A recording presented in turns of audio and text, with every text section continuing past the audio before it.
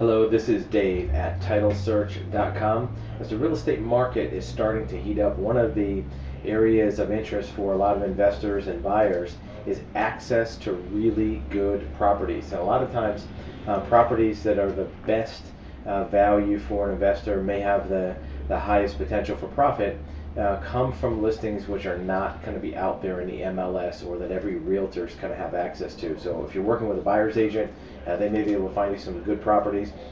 A lot of investors find properties and find deals that are not on the public MLS, and a lot of times these are referred to as pocket listings. And the question is, how do you find these properties before they're on the MLS or while they're still in that kind of secret private market?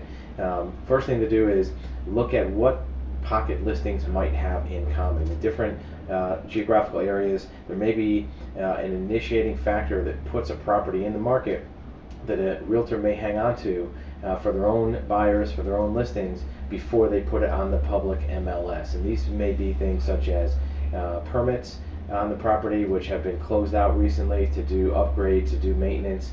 They may be the change of the assessor's address, where if a person has moved out of a property and moved into another home, they may change the mailing address for their tax records. Maybe just simply the purchase of a new house separate from that one. So these are the kind of things that you can do some research and investigation to find these types of listings prior to them coming onto the MLS.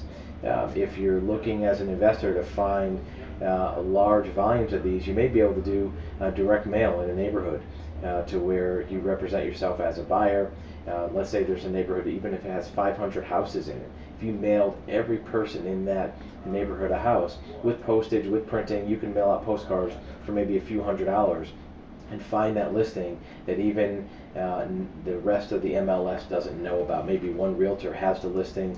A lot of times a realtor with a really good property, priced well, that's a nice home, will keep that listing for their own buyers first for a few days, maybe even a week, until and prior to putting on the MLS. So finding these pocket listings can potentially get you a property that's superior to others in the market, maybe even get you something that's several thousand or $10,000-$15,000 less than others may sell for. Getting a hold of these is the key. Another strategy that investors will use to find these listings is to look for other properties that have sold that never showed up on MLS. You can do this by looking at land records, finding properties that have recently sold, comparing it to historical MLS, and seeing what the common elements are. Were they with the same realtor? Were they in the same geographic area? Was there other activity on that property prior to that, like we talked about before, permits, change of assessor address?